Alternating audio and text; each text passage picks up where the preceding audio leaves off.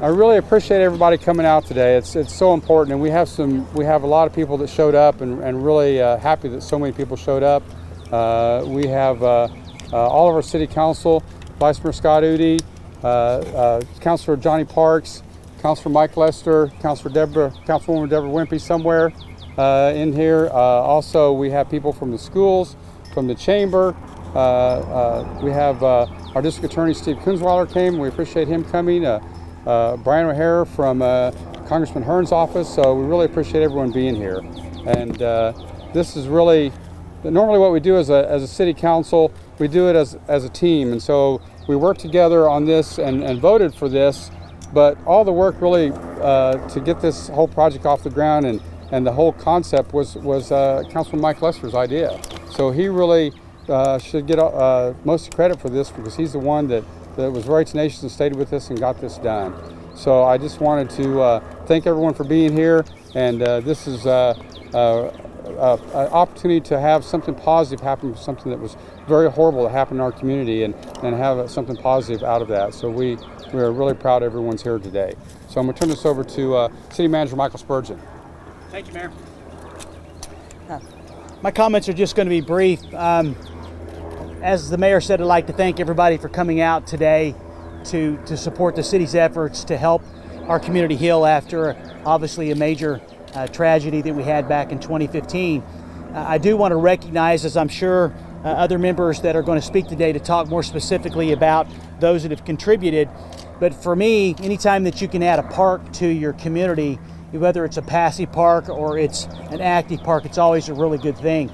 And what I'm most impressed about this park is the fact that it was a partnership between the public sector and the private sector to help this neighborhood and our community heal from that tragedy back in 2015. I do want to recognize our Parks Department and our Engineering Department, because they were instrumental in making sure that all the details were together. And it was a very complicated project, because there were so many people that wanted to contribute to the creation of this park, with either donating materials or their labor. And so Alex Mills, one person in particular, that came up with the idea of how to handle this through an architect, to make sure that we were able to take those resources and to apply those that the city put towards this, to come out with this excellent facility for this neighborhood in our community. So I just want to say, on behalf of the city staff and also the city council, thank you to everyone that contributed to this park. I think it's going to be something that folks in this neighborhood and the community will be able to enjoy for many years to come. And at this time, I'd like to introduce someone very important. That is Captain Stephen Garrett, who is also the president of our Police Officers Association. He's going to say a few words.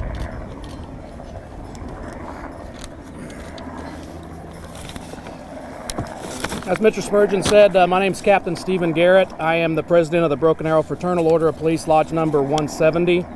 As one of the first responders that responded out here that memorable summer night in 2015, I can tell you there are images ingrained in the minds of every first responder that will never go away completely. Closure for an event like this is something that can never be fully recognized. But to my brothers and sisters in blue and in red, I want you to know that your efforts have not been gone unnoticed. For the responding to the scene and saving the two surviving victims, for working tirelessly for hours processing the scene, for spending day and night many years afterwards to make sure that the two people responsible for this terrible event go exactly where they belong, which is in prison, and for even apprehending those two people before sunrise the following morning.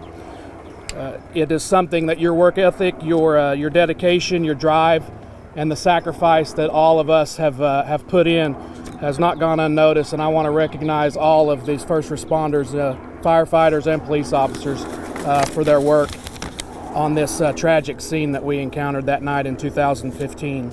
I'd also like to thank Councilman Lester, City Manager Michael Spurgeon, the rest of the city administration, all of the donors, for taking the necessary steps to remember not only the police officers and the firefighters that responded out here that night, but also to memorialize the victims of such a terrible tragedy. We feel that the Reflection Park is something positive that can come from such a negative, terrible event. And on behalf of the FOP, the first responders, police officers, and firefighters, We think it's a step in the right direction to continue the healing process for not only the community, the first responders, but for most importantly, the victims that suffered that night. It's important that we keep the memories of those victims in the forefront of our minds in the face of such evil acts. And I want to just thank everyone for making that happen, and I want to thank all of you for coming today. Thank you.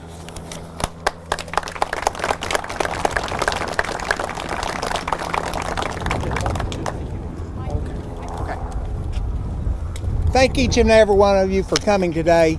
This whole event would not be possible without those who gave generously to make this happen. At this time, I want to call up Mike Case, who helped lead the effort in securing the property that was then eventually donated to the city. Mike? Thank you, Mike, for allowing me to come out and say a few words today, most of which is just congratulatory for all the good work, the effort that all have put in it. When Mike called and talked to us about it, it was an easy answer. We were super excited about helping to try to take this bad memory and take it and turn it into something like you see today, something of beauty and tranquility. And so it makes me happy to see this. I think it's great for the neighborhood, great for the city.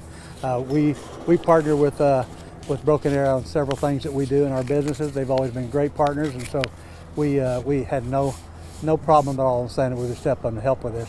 I think it's always awesome to see a community park be really a community park. This one is. I don't know what the number is, but many people that have put in financially, vendors that have put in labor and supplies, and it's just truly been a conglomeration of everybody pitching together, and I'm just so happy to see what we've come out with today, and happy to see the such evil thing turn into something such beautiful. So I want to say I appreciate all of the city and the Parks Department and all that have done in this, and I'm not going to kill any more time here and let Mr. Lester talk to you, but thank you all for coming out, and thank all of you that are here that have played a part in this park for doing so. So thank you very much. I just want to reiterate that Mike and Scott Case and Case & Associates were the deciding factor in making this happen, but they give generously not only within the Broken Arrow community, but many other communities that they're a part of. So again, let me welcome each of you for being here. I want to thank my fellow counselors who helped support this project from beginning to end, the city staff who was instrumental in designing this park, Tim Robbins, who oversaw the construction of this project, Scott Esmond, who is our retired parks director, who helped the early stage of this, and Phil Hink, who is now our current parks director, helped bring this to fruition. As I've said before, this is not a day that we come to celebrate, but it's to show respect for those that were lost, to show support for the two sisters that remain, and to honor our first responders who gave so much that night. I want you to know that this community rose up and just said that we will never allow evil to overcome good. There were people that gave $5, there were people that gave thousands of dollars, but they all gave with the thought in mind that they were going to create something that took an evil thing away and created a thing of beauty. So I want to thank all of those. There were lots of people that gave money, and I can't name them all, but we had our development community, our contractors and suppliers. The council allocated about $160,000 for this. Over 50 to 60% of that was donated by these vendors within the Broken Arrow community. And I want to take a moment, their names are on a plaque behind us, but I want to just take a moment to read their names and thank them.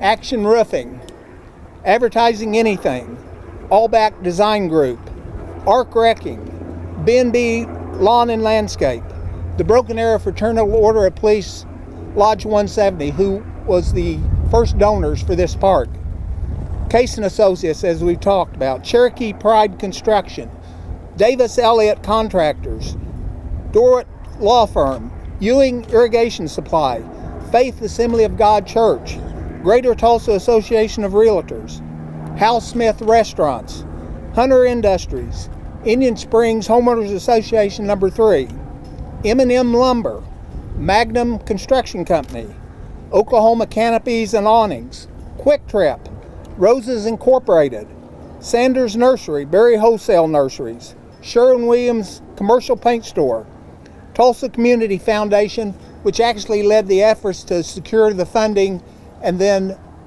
secured the purchase of the property, which was then donated to the city, Waste Management Company, and White River Fish Market. All of these people came forward and helped make this possible. So I want to thank each of you. I want to thank each of them and all those who have supported this project from beginning to end. And thank you for coming, and let's cut the ribbon. We're going to count down. 1, 2, 3. Thank you all for being here.